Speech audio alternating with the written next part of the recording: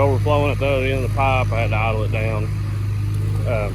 Each section you had to idle, your RPMs will be just a little different, so to make sure the pipe is completely full.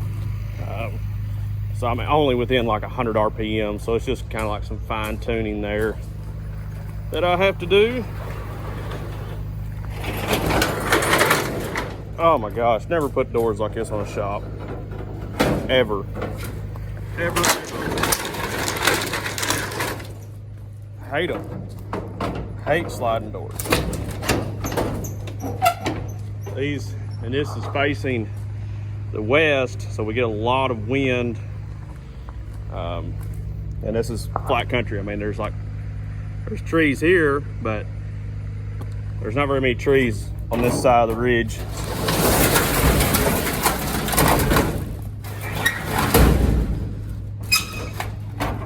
So you have to, we added these on there. Because this little latch, I mean, doesn't do anything. He's rocking the wind, and the rollers up there will rock, and it will loosen the bolts off, and then the nuts will fall out, and the door falls down. It's just a major pain.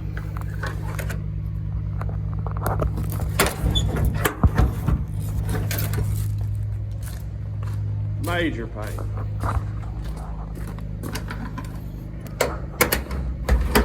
So I don't think I've ever gave you a tour. So this is our farm shop here on our school farm. This is where we store our equipment. The only thing we're missing is the 4955 John Deere. It's at the school right now. We're using it up there digging some ditches. So this is where we just store our equipment over the winter and all year. Got a pile of gates right there we're gonna put on this airstrip. And just odds and ends. We try to keep the planter in the shed. Weed eater for the farm, a few tools. Most of the tools we use are in the back of my truck. They're all my tools, I provide those. And we just have odds and ends and a lot of stuff, a lot of old stuff, keep my chemicals and all my fluids and spare parts and different things. And then we have our irrigation supplies, stack of pallets, just, you know, stack of tires, you gotta have some tires. Well, this was built, I think, in about 2014. It was before I came back. It was after I graduated high school, but before I came back to teaching. So, that's that.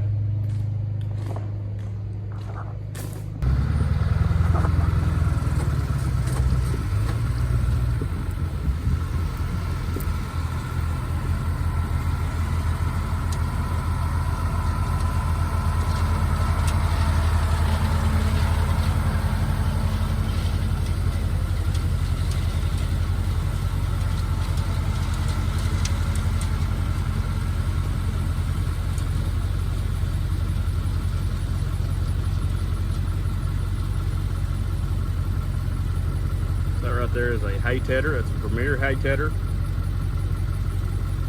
Works really good. So he's going through. They cut this hay and they're going through and flipping it. As you can tell that the little lighter tan color there, then you have this tannish green. So he has not tethered that yet, but he has just been over this. And that's just helping dry the hay out before they rake it up and bale it.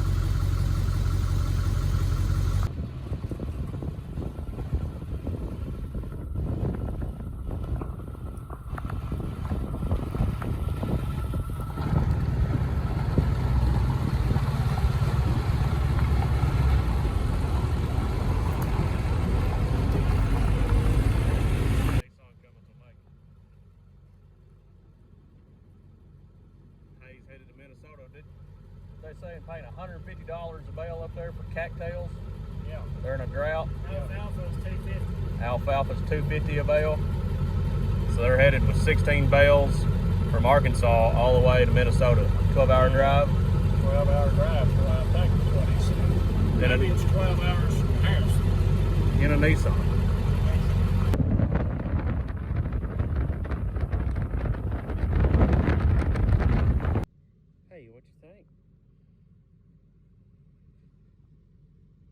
this baling hay.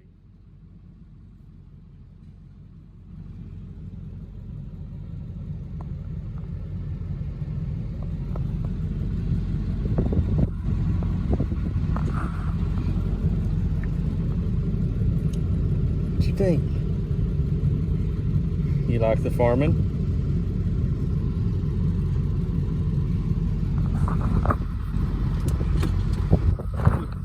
You get your arm out the window?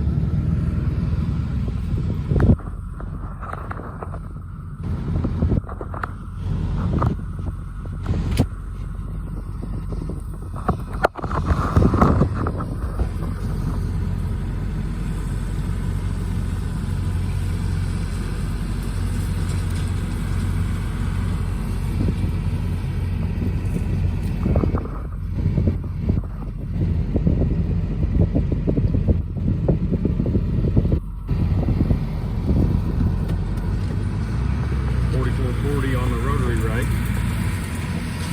That stacks it up nice. A wheel rake doesn't work very good for the square baler, except the rotary rake.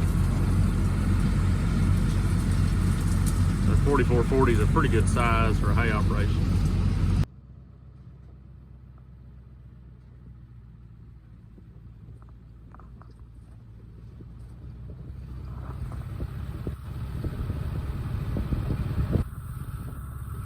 These small squares, this is my Bermuda. It's probably been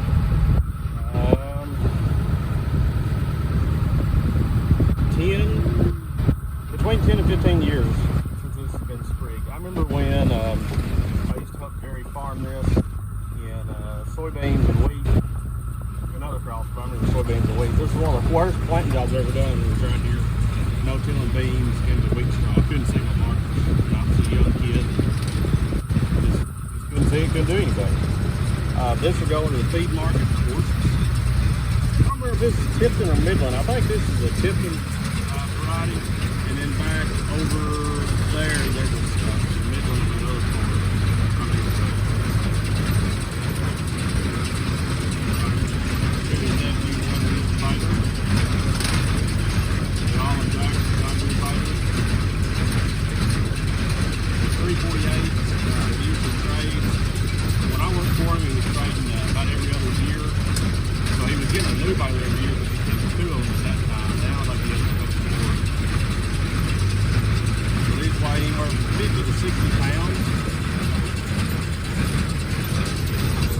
Driving. So this is, well, normally not with cattle, it's mainly the horses. But something with cattle.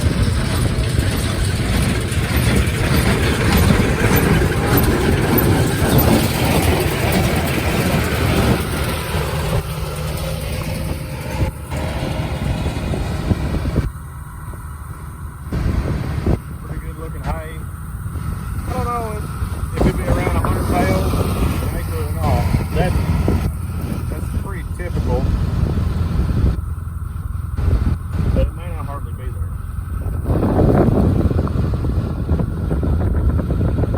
I had a good day of baling hay yesterday, some really pretty hay that I missed out on. This is a little drier. And right here was a farm that I used to help Jerry farm. It's 40 acres, a beautiful place. And old man passed away. His kids sold it. That's urbanization right there. Suburb, planted houses in it. And just a beautiful farm. Had cows on it. Beautiful hay.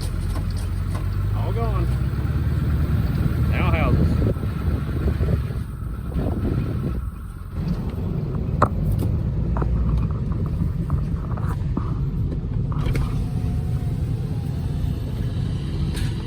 Here comes the bell bearing.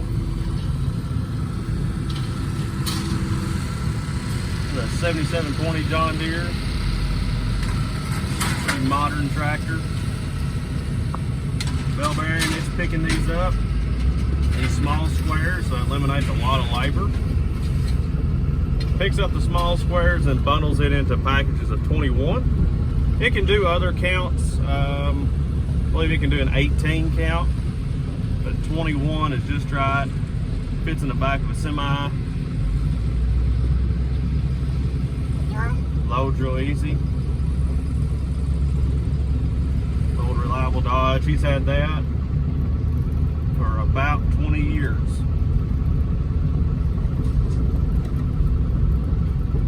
So that's his big farming operation over there with all his hay barns and stuff. He just continues to grow. Are you locking the doors? Yeah, you are. You don't want nobody getting in or getting out? So he's got that deer baler now, and he has swapped, and he started running some New Hollands. I've got this couple New Hollands running up here. And this is actually the same field I filmed in last year. Just so happens it worked out again.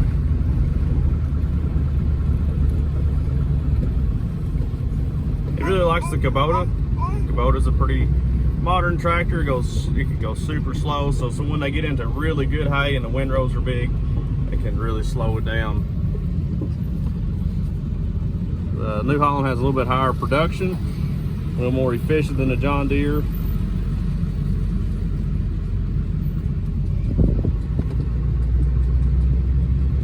The tank on the back, that is a preservative.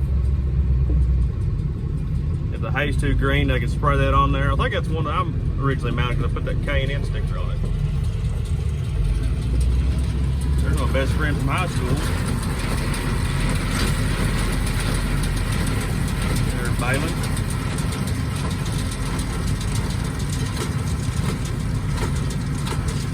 So if the hay is a little too green, they can spray that preservative on the bales and then it'll preserve it. Keep it from building up heat and rotting. That's pretty much it. He takes a big grapple and loads the bales into the barn. This field right here used to be a 90-acre field. I don't think it's that big anymore after taking room out for the barns. It's recently sprigged. It's all straw. I missed the straw harvest video for y'all, but he puts up a lot of straw every year, wheat straw. In June, gets that pulled off the fields, makes it easier to plant in. And right there, that's the Pettibone with the grappler on the front. It's an older machine, but it works great. And that grappler will grab the packages and stacks it in the barn.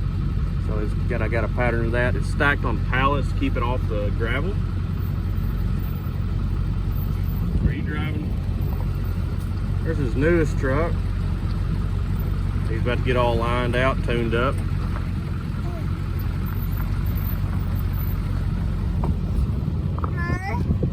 Are you being the heathen?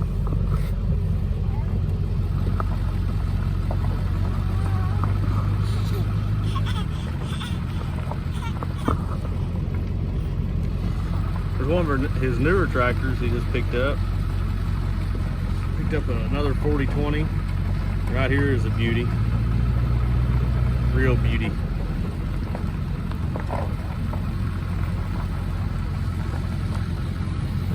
He's had that truck since a year after it was new. Beautiful truck. That big loft back there, we used to stack, when I started helping Jerry, we used to stack straw in that barn by hand. Everything used to be by hand, but now he's just upgraded into all machinery. There's some Miscanthus gigantus grass. This is where Jerry grew up, so he's been on this farm his whole life. A few years he taught in Grubbs, Arkansas. He's pretty much been here all his life. He got an amazing operation.